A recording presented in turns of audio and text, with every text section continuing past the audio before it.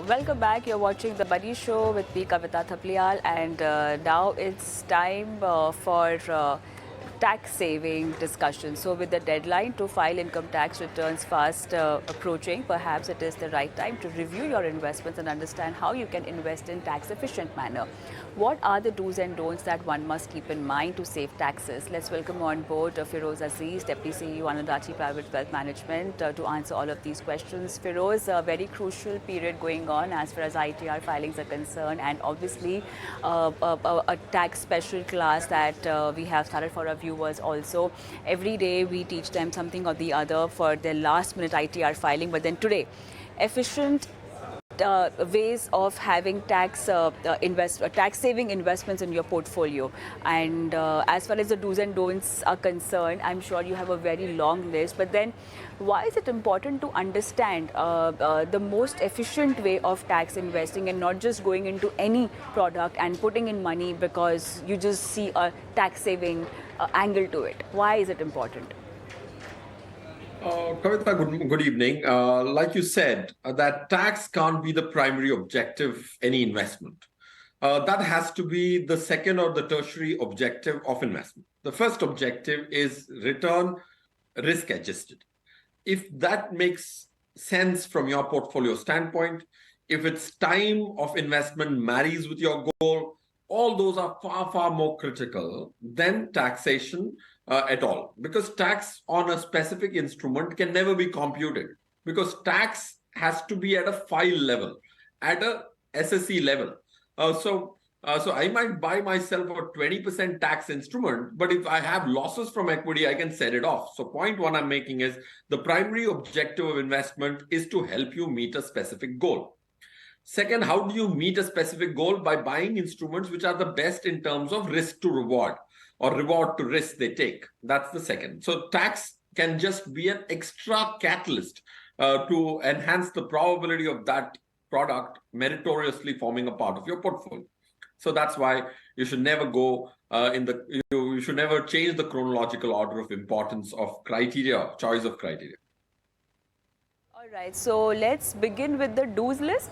Your choice, you pick, Feroze. The do's list or the don't list, whatever you say. Let's start with the do's list, tax efficient investing. Yeah, what do you have to say? Yeah, of course, the do's are the more positive way of starting. So let's go with the do's first, Kavita. So first is make sure that when you're filing your return, the ATC claims are made, right? Because quite a few of them are voluntary, quite a few of them are involuntary. You might have started an SIP and LIS scheme long back, but that actually gives you a tax credit today as well. So make sure that your ATC is correctly computed. When you compute, the advantage is if you've already overshot that budget, that will be an input to your strategy for the next year of investing. See, if the limit is 1.5 lakhs, and if I've already invested 2 lakhs this year, when I'm trying to compute, of course, there's no tax credit this year because you've already superseded the maximum limit which is permitted, and that's remained static from 2014. So the next year, I'm very, very conscious that I don't need to make any other ATC investments. So that's point one. The second is employee provident fund is a great debt instrument, and quite a few of them use insurance policies which are the diametrically opposite end in terms of return and risk reward. They choose that, but they take a traditional plan, but they skip their EPF installments, or they voluntarily choose not to be in EPF to the extent they can be, depending on their basic salary. So 8.1% is a large return. So use EPF rather than traditional plans is the second do. Third, which is missed out, every budget I see people wanting new gifts from the government. But when I look back and see, so many gifts are not utilized, but they like to have new gifts. LTCG of 1 lakh rupees, which is exempt on equity, please use that. Book your profits to the extent per financial year, per family member, book that 1 lakh and save that 11,000 rupees, including cess. This could be 3 do's, and I'll stop here to keep the monologue short, Kavita. I just want to understand, going on with the do's list that you have, you've spoken about switching to SWP as compared to dividend scheme for meeting your liquidity requirements. How is this a tax efficient way of investing? If you could just decode this angle. See, a systematic withdrawal plan is an opposite of a home loan EMI, if I have to draw up an analogy. When you cut a home loan EMI gets debited, there's a principal component and there's an interest component. Similarly, when you ask for money in the form of systematic withdrawal plan, let's assume I have a 1 crore invested. I can wait for dividend, or I can tell the asset management company to give me 50,000 rupees per month from my debt fund.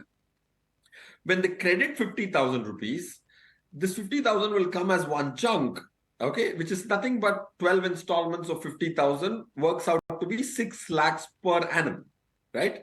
So it's 6% per annum. Most debt funds give you that return. But when you take that 50,000 in your bank account, those units are of two kinds. One are principal units, the other are the full units. The full 50,000 is not your profit, because there's a capital value and there is a return value.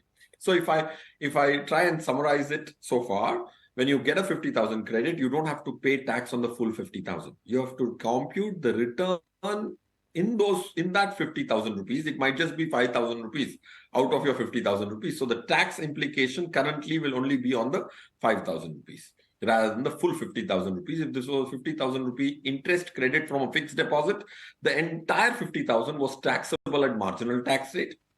In this case, it won't be that way. Okay.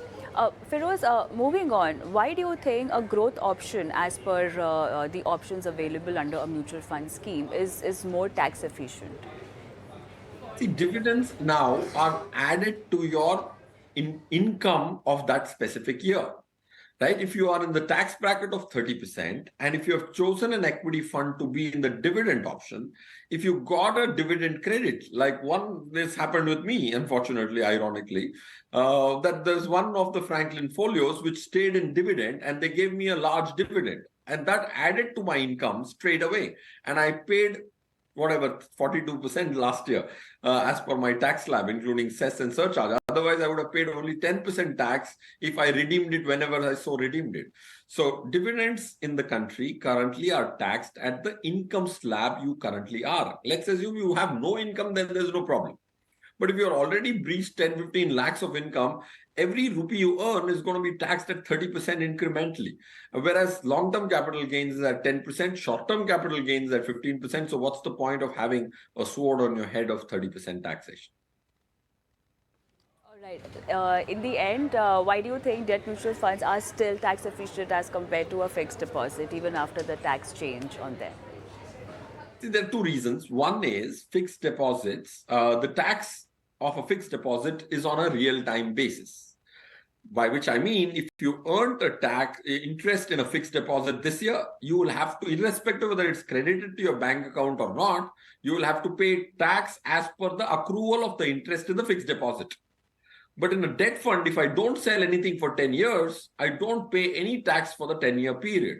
So this tax deferral, so tax is collected at point of sale.